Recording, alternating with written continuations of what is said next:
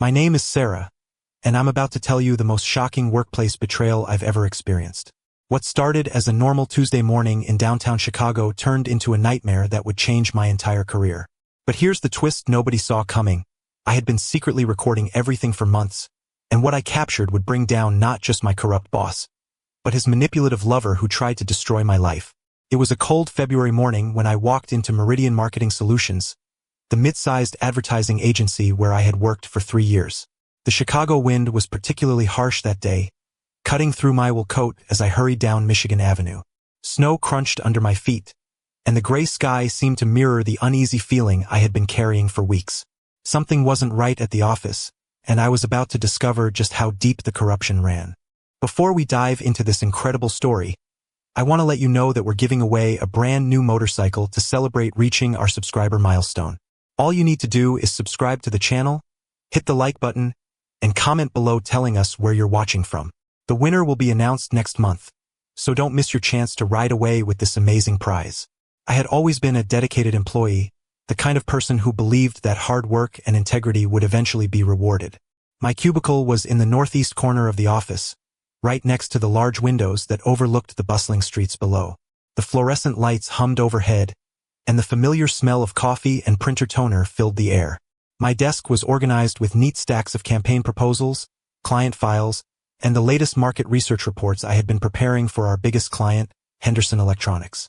For 3 years, I had given everything to this company. I arrived early, often before 7 in the morning when the office was still empty and the cleaning crew was finishing their rounds. I stayed late, sometimes until 8 or 9 at night, working on presentations and proposals that would help our clients grow their businesses. I consistently exceeded my targets, bringing in new accounts and maintaining strong relationships with existing clients. My performance reviews were stellar, and I had been promised a promotion to senior account manager multiple times by my boss, Marcus Webb. Marcus was in his early 50s, a man who had built his career on charm and salesmanship. He was tall and distinguished, with graying temples and expensive suits that he claimed were tailored in Milan. He drove a silver BMW 7 Series and lived in Winnetka, one of those expensive suburbs north of the city where the homes had circular driveways and manicured lawns. He was married to Patricia, a former teacher who now devoted her time to charity work, and their 2 teenage children, Michael and Jessica. When I first started at Meridian Marketing Solutions, Marcus had been a mentor to me. He taught me how to read clients, how to identify their real needs beyond what they initially requested, and how to structure presentations that would close deals. He had a way of making everyone feel important, remembering personal details about employees and clients that made them feel valued and heard. But over the past 6 months, I had noticed disturbing changes in the office dynamics. Marcus had become increasingly secretive, holding private meetings behind closed doors with someone I rarely saw around the office before. Her name was Veronica Torres, a stunning woman in her early 30s with long black hair that cascaded over her shoulders and an expensive wardrobe that seemed out of place for someone whose official role was unclear. The first time I really paid attention to Veronica was during a client presentation in October. It was a particularly important meeting with Peterson Manufacturing, a potential client worth over $500,000 annually. The conference room had been prepared meticulously, with fresh coffee, pastries from that expensive bakery on State Street, and presentation materials arranged perfectly on the polished mahogany table. Veronica had walked into the conference room wearing a designer suit that probably cost more than my monthly rent. It was a deep burgundy color that complemented her olive skin tone, and she wore matching heels that clicked authoritatively on the hardwood floor. She carried herself with the confidence of someone who owned the place, her posture straight and her smile practiced and professional. What struck me as odd was how Marcus's entire demeanor changed when she entered the room. His voice became softer, his posture more attentive, and he deferred to her opinions even though she wasn't technically part of our team. When Peterson Manufacturing's CEO asked about our approach to digital marketing, Marcus looked to Veronica for confirmation before answering, something I had never seen him do with any other colleague. After that meeting, which we ultimately won, I started paying closer attention to the office dynamics. I noticed that Marcus would disappear for long lunch breaks, claiming he was meeting with potential clients at upscale restaurants like the Purple Pig or Gibson's Bar and Steakhouse. But when I checked his calendar, which I had access to as part of my role coordinating client schedules, there were no such appointments listed. Phone calls began to be taken behind closed doors, with Marcus instructing his assistant, Linda, not to disturb him under any circumstances. Linda had worked for Marcus for 8 years and had always been included in important calls to take notes and handle follow-up tasks. Now she sat at her desk looking confused and slightly hurt when Marcus would close his door and take calls without her. Office supplies and equipment began appearing in areas where Veronica worked, even though she wasn't officially assigned to any specific projects. A new laptop computer appeared on her desk, top-of-the-line equipment that cost more than what most of our account managers had. Professional software licenses were purchased under her name for programs that weren't being used by anyone else in the office. I also began noticing changes in our client accounts that didn't make sense. Expenses were being charged to projects that seemed unrelated, vendor payments were being processed for companies I had never heard of, and budget allocations were being shifted without explanation. When I asked Marcus about these changes during our weekly team meetings, he would dismiss my questions with vague answers about efficiency improvements and strategic realignments. The turning point came in December, just before the annual holiday party. It was a Friday evening, and most of the office had already left for the weekend. The Chicago streets below were bustling with holiday shoppers and early revelers heading to the bars and restaurants in River North. I was working late on a presentation for Henderson Electronics, trying to finish a comprehensive market analysis that was due the following Monday. I had always prided myself on my thorough research and attention to detail, qualities that had made me successful in account management. The Henderson Electronics account was particularly important to me because I had been the one to bring them to the agency 2 years earlier. Their CEO, Robert Henderson, was a demanding client who expected excellence, but he was also fair and loyal once you earned his trust. As I worked on the presentation, analyzing consumer trends and competitive positioning, I heard voices coming from Marcus's office. The cleaning crew had already left, and most of the office was dark except for the security lights and the glow from my computer screen. The voices were muffled but animated, and something about their tone made me pause my work and listen more carefully. I could hear Marcus and Veronica talking, their voices rising and falling in what seemed like an intense discussion. At first, I thought it might be about a client presentation or a campaign strategy, but as I listened, I realized they were discussing something much more personal and problematic. They were talking about budget allocations, client accounts, and staffing decisions that would directly affect my department and the people I worked with every day. But what really caught my attention was when I heard my name mentioned, followed by words like obstacle, too ambitious, and needs to be dealt with. My blood ran cold as I realized they were discussing me as a problem to be solved rather than a valued employee. I heard Veronica's laugh, a sound that had once seemed charming but now felt cold and calculated. She was saying something about how I asked too many questions and paid too much attention to details that weren't my concern. Marcus was agreeing, adding that my thoroughness was becoming a liability in their new business model. The conversation continued for another 20 minutes, during which I learned that they had been planning significant changes to the company structure. Changes that would consolidate power in their hands and eliminate employees who might question their methods. My name came up repeatedly, always in the context of being someone who needed to be removed from the equation. That night, I drove home to my small apartment in Lincoln Park in a state of shock. The streets were icy, and I had to drive carefully, but my mind was racing with everything I had overheard. I lived in a converted brownstone that had been divided into apartments, and my unit was on the second floor with a view of the small courtyard where neighbors sometimes gathered for barbecues in the summer. I made myself a cup of chamomile tea and sat in my favorite armchair, the one I had inherited from my grandmother, trying to process what I had learned.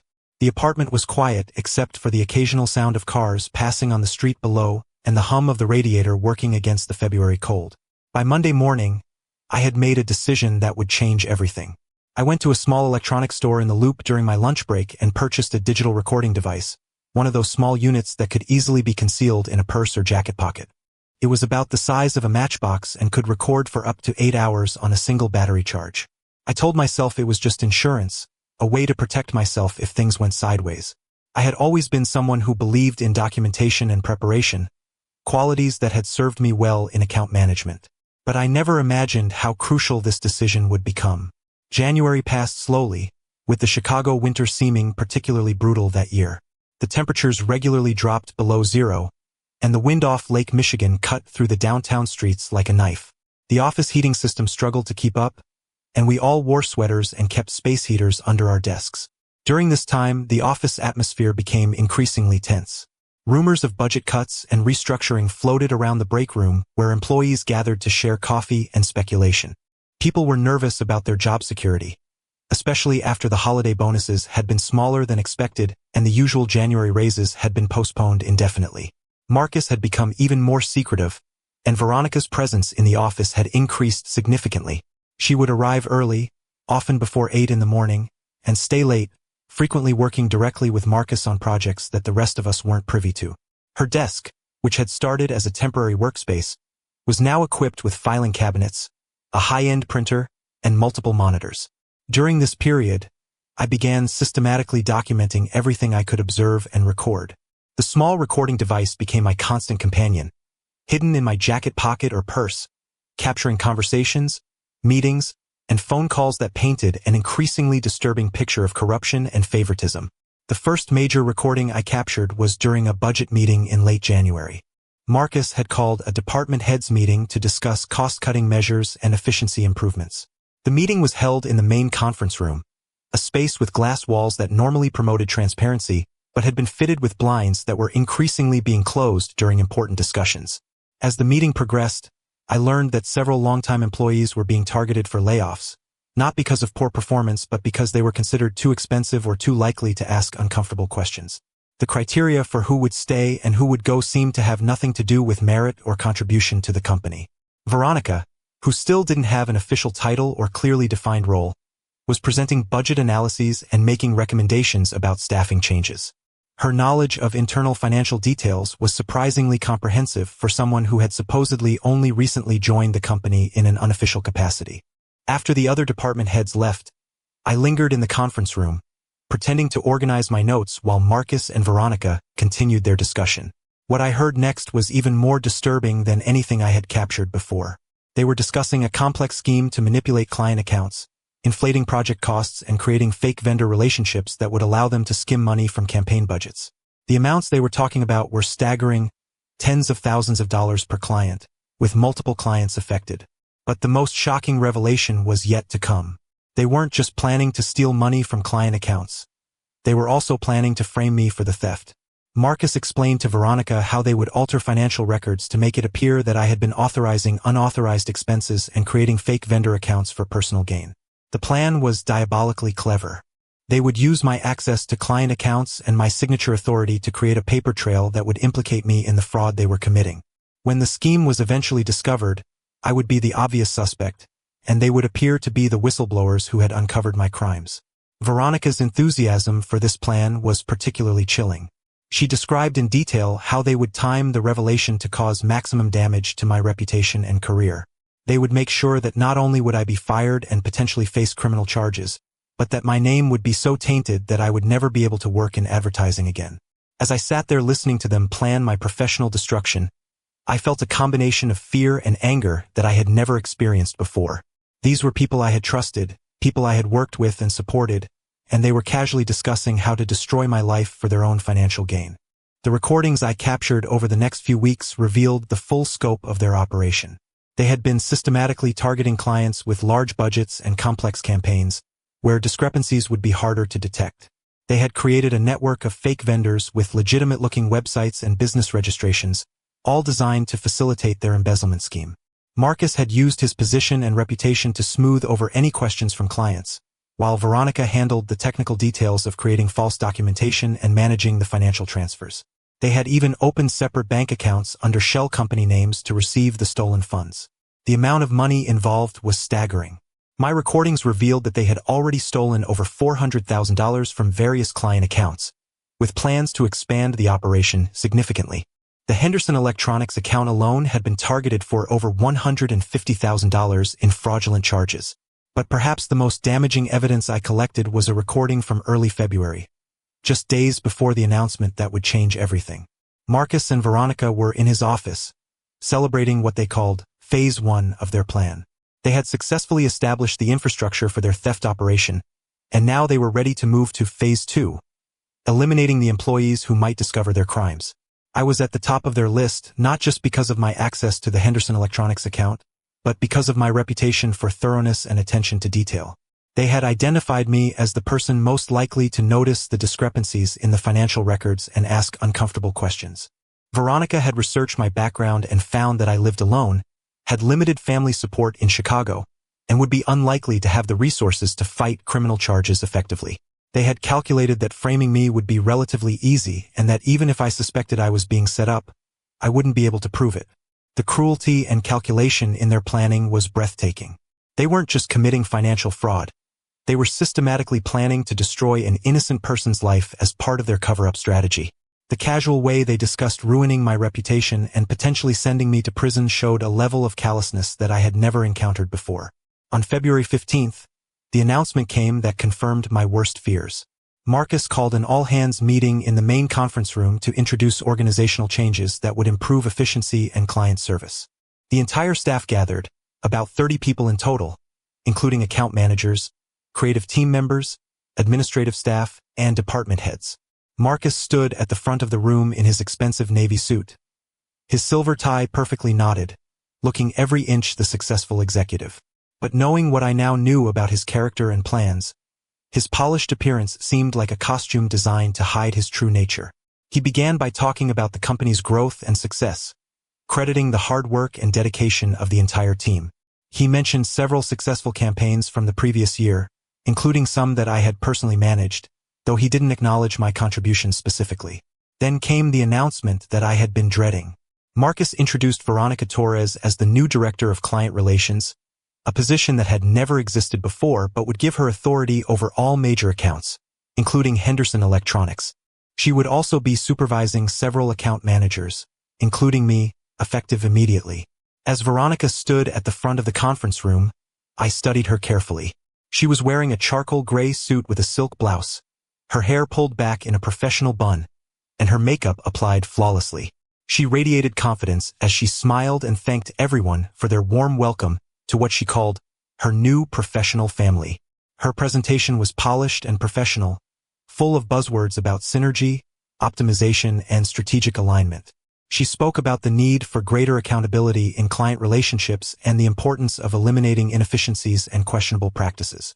She outlined her vision for the department, which included more rigorous oversight of account management and closer scrutiny of all financial transactions.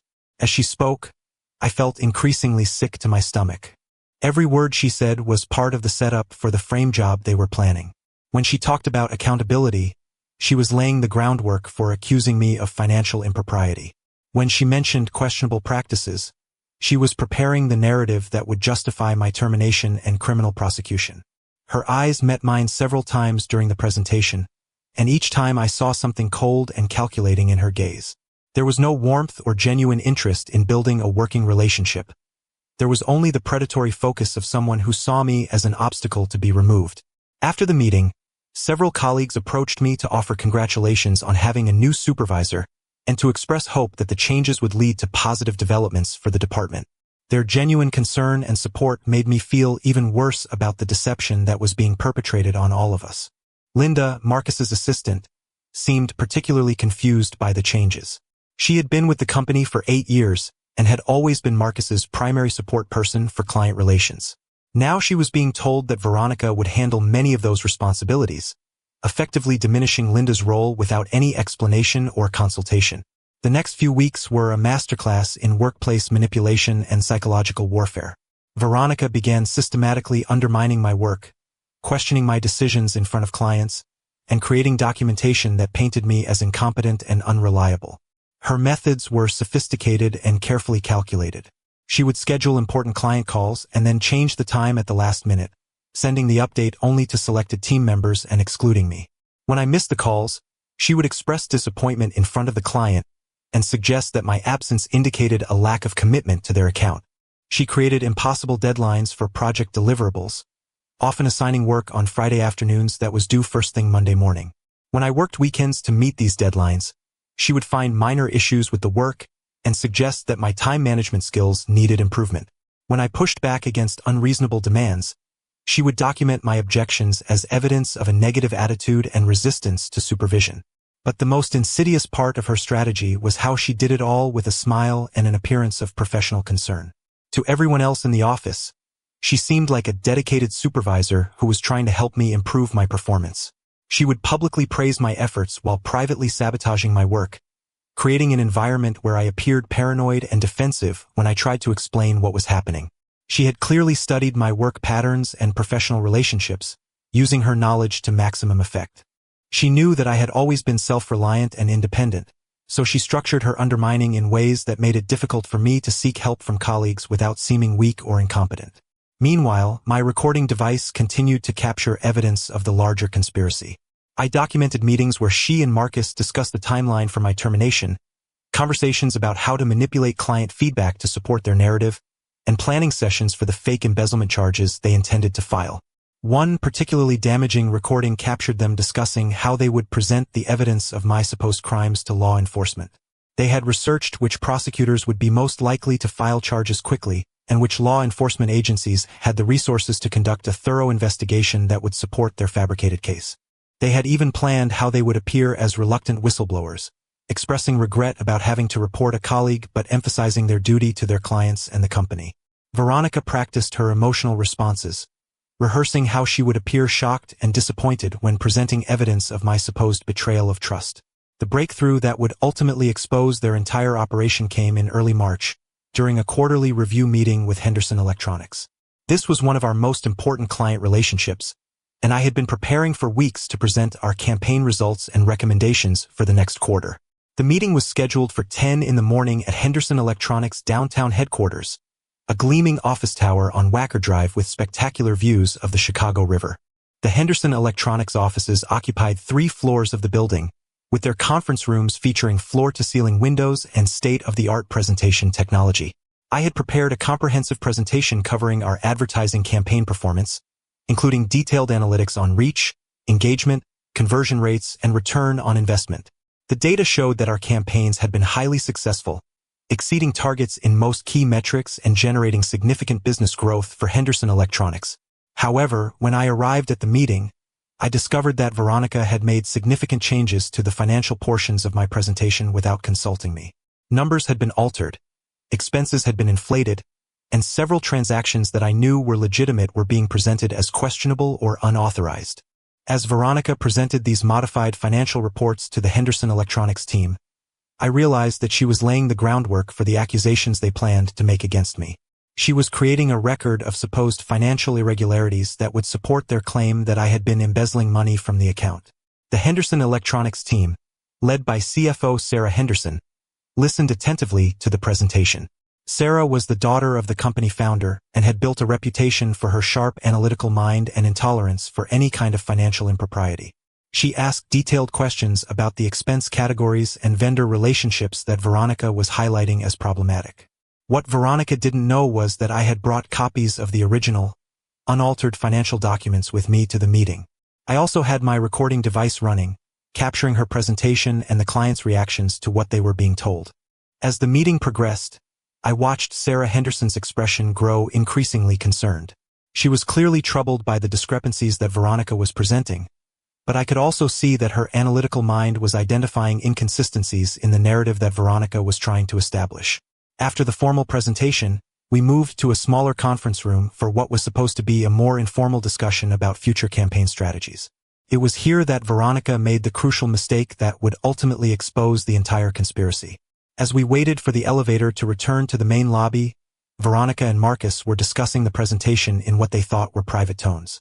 However, they failed to notice that Sarah Henderson and her assistant had lingered near the conference room entrance to review some documents, and they were within clear hearing range.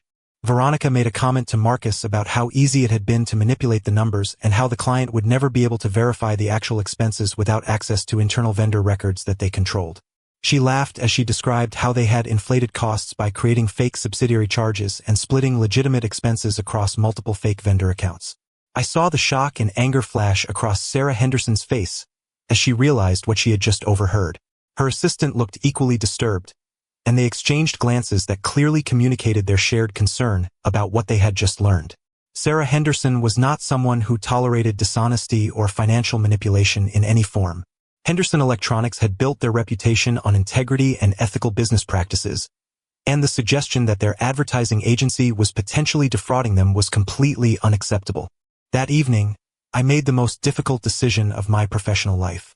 I knew I had enough evidence to protect myself and expose the corruption, But I also knew that going public would mean burning bridges and potentially facing retaliation from people who had already shown they were willing to destroy lives to protect their interests. I spent the weekend in my apartment, going through all the evidence I had collected over the past several months. I had hours of audio recordings, copies of altered and original documents, email correspondence, and a detailed timeline of events that clearly showed the progression of the conspiracy. I created multiple backup copies of everything, storing them in different locations, including a safety deposit box at my bank and cloud storage accounts that Marcus and Veronica couldn't access. I knew that once they realized they had been exposed, they would try to destroy any evidence and potentially claim that I had fabricated the recordings to cover up my own crimes. I also prepared a detailed written summary of everything I had discovered, including dates, times, and specific details about each instance of fraud or corruption that I had documented.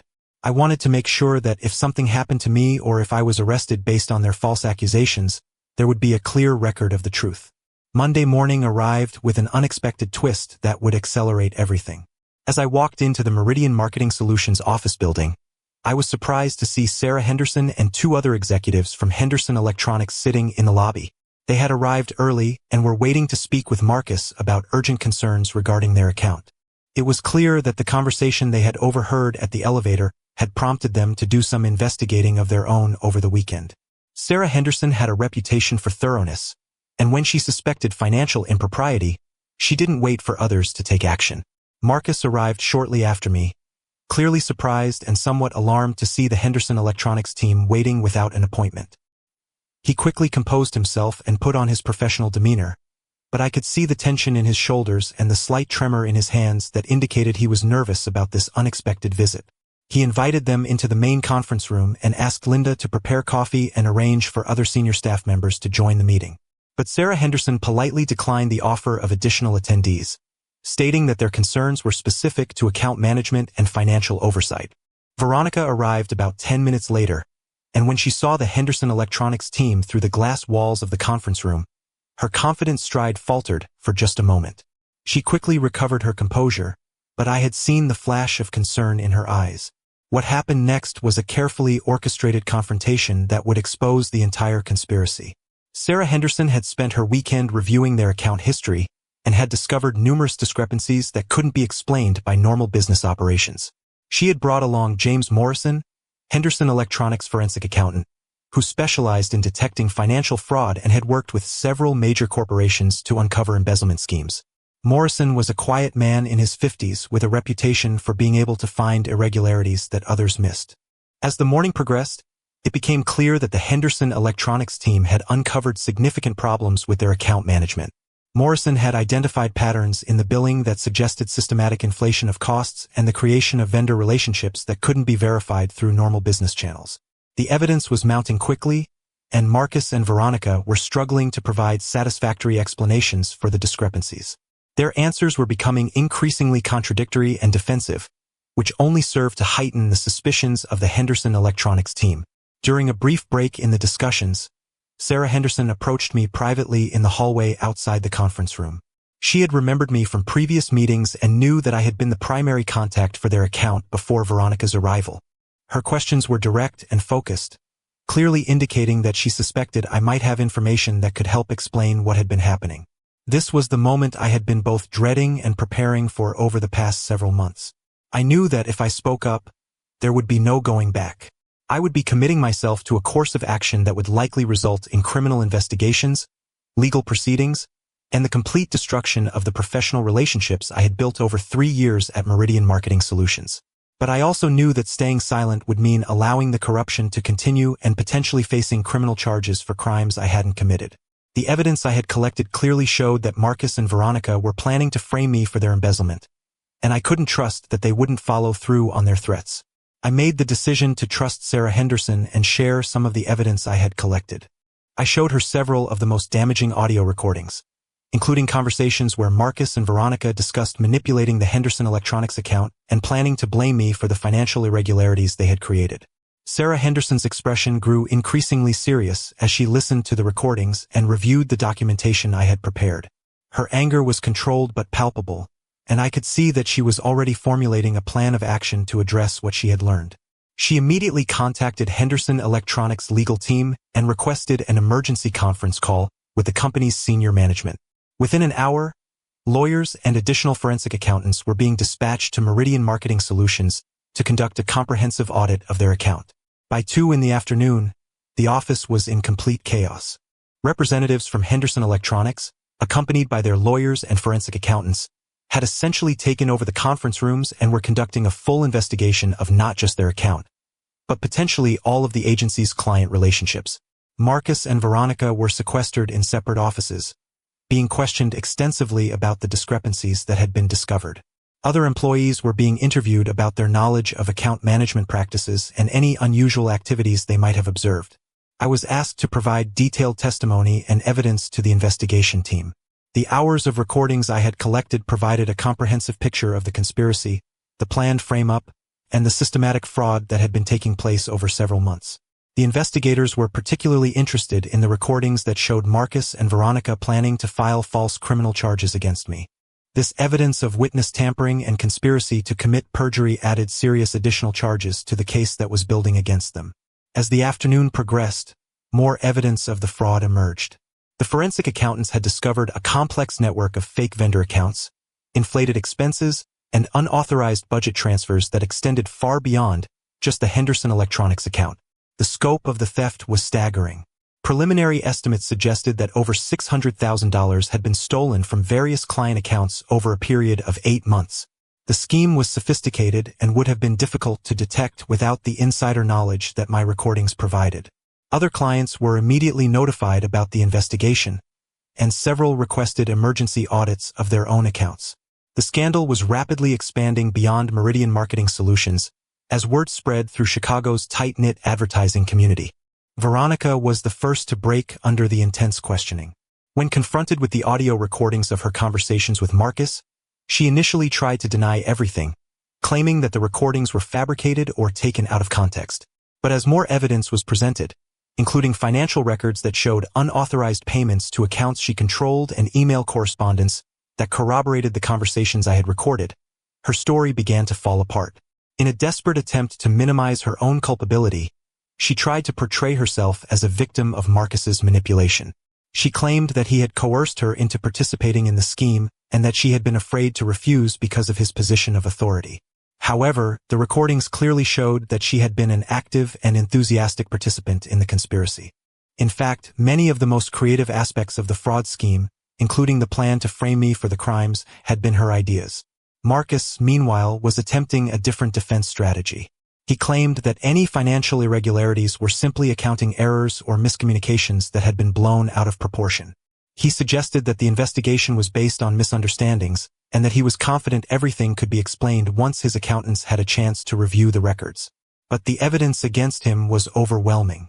The recordings showed clear intent to commit fraud, and the financial records demonstrated a systematic pattern of theft that couldn't be explained as innocent mistakes. By 6 in the evening, both Marcus and Veronica had been escorted from the building by security. The police had been notified, and formal charges were being prepared by the district attorney's office. Henderson Electronics immediately terminated their contract with Meridian Marketing Solutions, and several other clients were already indicating they would follow suit. The next few days brought a whirlwind of activity as the scandal continued to unfold. News of the embezzlement scheme spread quickly through Chicago's business community, and local media outlets began covering the story as an example of corporate fraud and corruption. Additional victims came forward as other clients conducted audits of their accounts and discovered evidence of similar fraud schemes. The total amount of money stolen ultimately reached over $800,000, affecting more than a dozen different client accounts. Veronica Torres, it was revealed, had a history of similar schemes at previous companies. Background checks that should have been conducted when she was hired revealed that she had been fired from 2 previous positions under suspicious circumstances related to financial irregularities. Her credentials were largely fabricated, and her work history contained significant gaps that she had covered up with false references and forged documentation. She had essentially been running a sophisticated long-term con game, moving from company to company and exploiting relationships with senior executives to gain access to financial systems. Marcus Webb's fall from grace was particularly dramatic given his previous reputation in the industry. The man who had once been respected as a successful account executive and mentor to younger employees was now facing multiple felony charges and the complete destruction of his professional and personal life. His wife Patricia filed for divorce within a week of the scandal breaking, citing irreconcilable differences and seeking full custody of their 2 teenage children. His home in Winnetka was put up for sale to help pay for legal fees and potential restitution to the victims of his crimes. The legal proceedings moved quickly due to the overwhelming evidence that had been collected. The audio recordings were particularly crucial in establishing intent and showing the premeditated nature of the fraud conspiracy. Both Marcus and Veronica were charged with multiple counts of embezzlement, conspiracy to commit fraud, money laundering, and in Marcus's case, additional charges related to his abuse of his position of trust as a senior company executive. Henderson Electronics, impressed by my integrity and the crucial evidence I had provided to expose the fraud, offered me a position as their director of marketing communications. It was a significant promotion with a substantial salary increase, but more importantly, it was an opportunity to work with a company that genuinely valued honesty and ethical business practices. The transition to my new position was both exciting and challenging. Henderson Electronics operated in a much larger market than I was used to, with national and international campaigns that required different skills and strategies than the regional work I had been doing. But the experience of uncovering and exposing the fraud at Meridian Marketing Solutions had given me confidence in my analytical abilities and my commitment to ethical business practices. I threw myself into learning about Henderson Electronics' business model, their target markets, and their competitive challenges. The trial took place 10 months after the initial discovery of the fraud. The courtroom was packed with former colleagues, clients, media representatives, and members of the public who had followed the case through news coverage. As the key witness for the prosecution, I testified for 2 full days, describing in detail the months of deception and the systematic plan to frame me for crimes I hadn't committed. The experience was emotionally exhausting, but I felt a responsibility to make sure that the full truth came out during the proceedings. The audio recordings were played in court, and the impact on the jury was visible and dramatic. The sound of Marcus and Veronica laughing about destroying my life and discussing their plans to steal money from client accounts echoed through the silent courtroom. Several jury members looked visibly disturbed as they heard the casual cruelty with which these 2 people had planned to ruin an innocent person's career and freedom. The recordings made it impossible for either defendant to claim that their actions were motivated by anything other than greed and callous disregard for others. The prosecution's case was methodical and comprehensive, building a timeline of the conspiracy that showed how the fraud had evolved from simple theft to a complex scheme involving fake vendors, falsified documents, and plans to frame an innocent employee. Defense attorneys for both Marcus and Veronica attempted to minimize their client's culpability, but the evidence was too overwhelming to overcome. The recordings provided an unfiltered look into their mindset and motivations, making it impossible to argue that their actions were anything other than deliberate and malicious. Veronica's defense team tried to portray her as a victim of Marcus's influence, suggesting that she had been manipulated into participating in the scheme. They painted a picture of a young woman who had been taken advantage of by an older, more experienced executive who had used his position of authority to coerce her compliance. But this narrative fell apart when the prosecution played recordings that clearly showed Veronica taking the initiative in many aspects of the conspiracy. Her voice could be heard suggesting specific methods for stealing money, proposing ways to manipulate client records, and expressing enthusiasm about the plan to frame me for their crimes. One particularly damaging recording captured her laughing as she described how they would make sure I could never work in advertising again. Her words were cold and calculated, showing a level of cruelty that contradicted any claim that she was merely following orders or acting under duress. Marcus's defense strategy focused on portraying the conspiracy as a series of poor business decisions rather than criminal intent. His lawyers argued that he had been trying to improve the company's financial position during a difficult period and that any irregularities were the result of aggressive accounting practices rather than theft. This approach was undermined by recordings that showed Marcus explicitly discussing how to steal money from client accounts and how to cover up their crimes by framing an innocent employee. His own voice provided the evidence that destroyed his defense, as he could be heard planning each aspect of the conspiracy with careful deliberation. The prosecution also presented evidence of the luxurious lifestyle that both defendants had been funding with their stolen money. Veronica had purchased expensive jewelry, designer clothes, and had taken several costly vacations to Europe and the Caribbean. Marcus had been using the money to maintain his affluent lifestyle while his legitimate income declined due to poor business performance.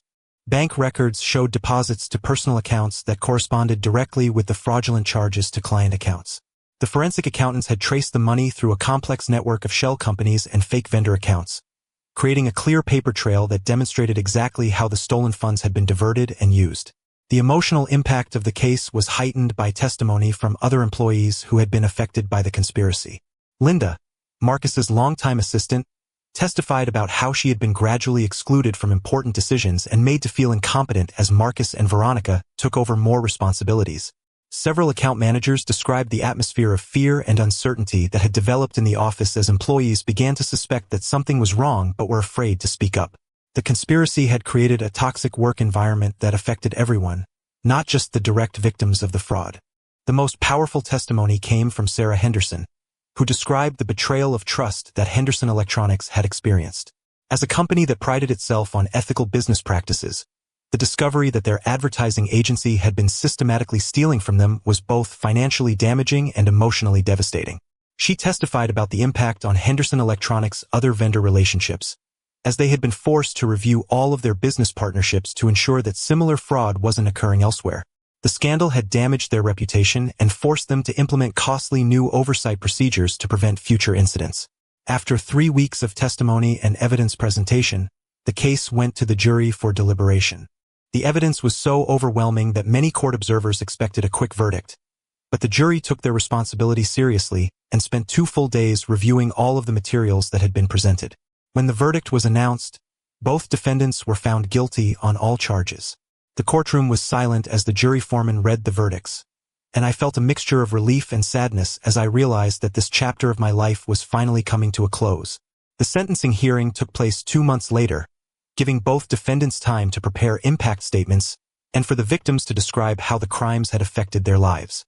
I had prepared a detailed statement describing the months of fear and uncertainty I had experienced, knowing that I was being set up for crimes I hadn't committed.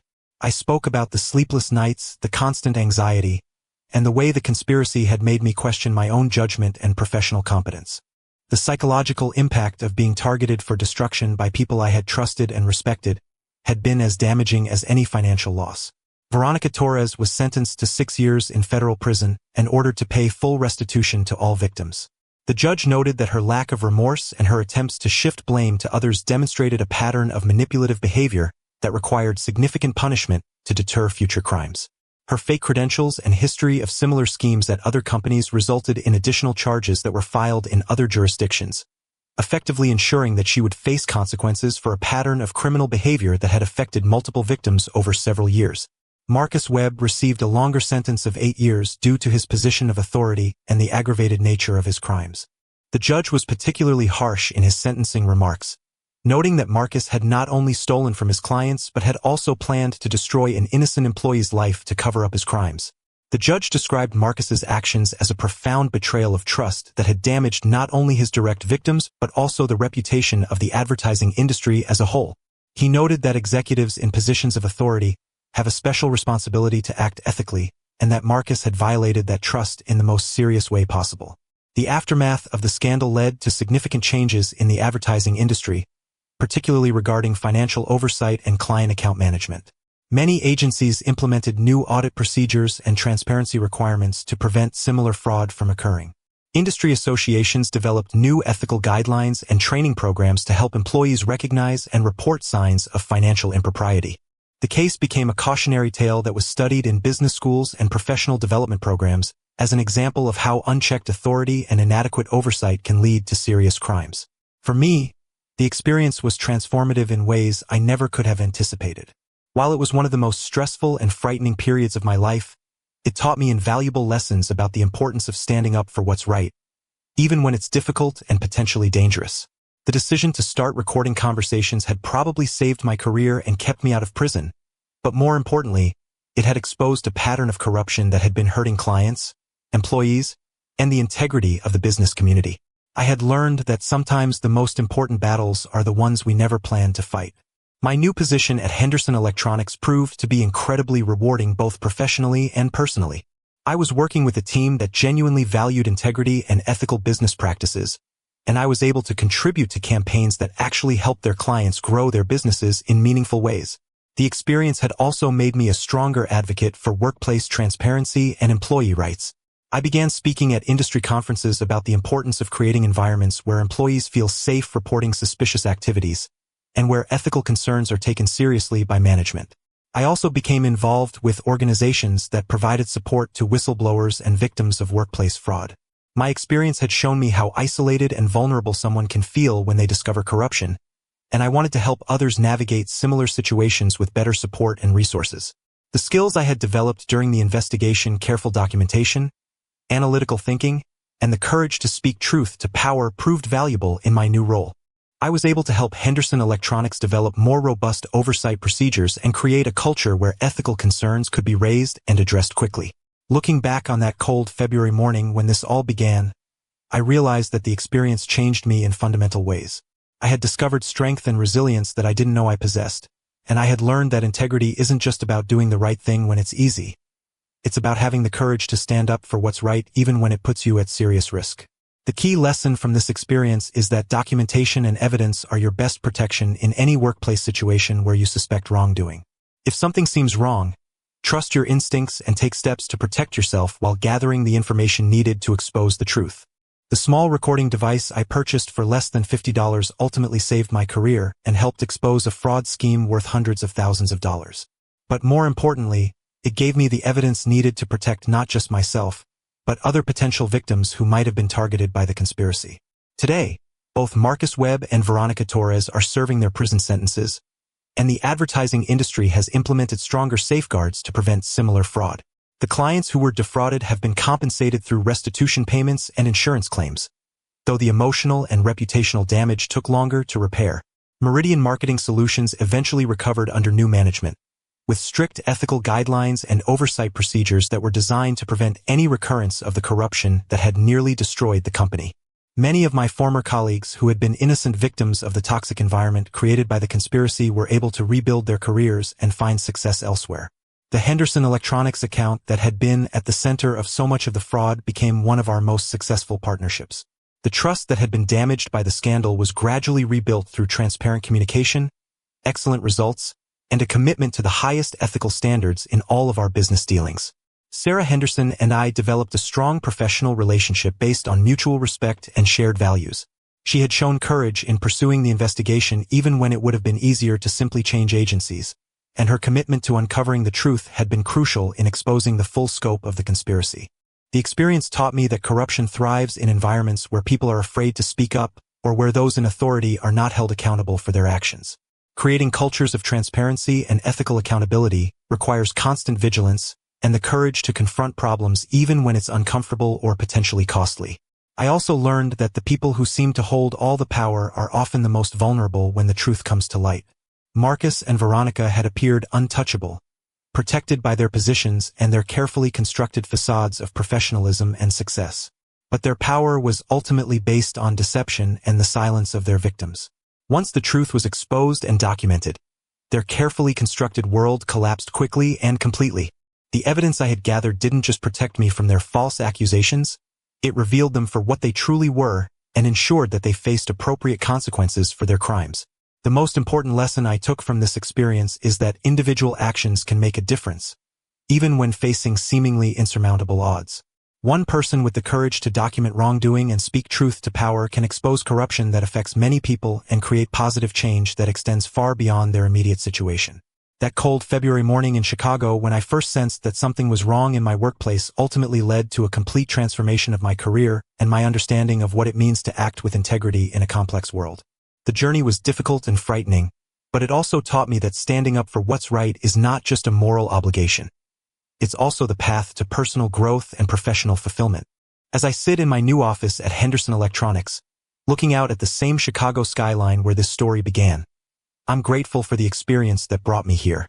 The betrayal and corruption I uncovered were serious crimes that deserve to be punished, but they also created an opportunity for positive change that has benefited countless people in ways that continue to unfold. The motorcycle we're giving away represents the kind of freedom and adventure that comes from having the courage to take risks and stand up for what you believe in. Just like that small recording device changed the trajectory of my entire life, sometimes the smallest actions can lead to the biggest transformations. Remember to subscribe, like this video, and comment with your location for your chance to win. And never forget that your voice and your actions matter more than you might think.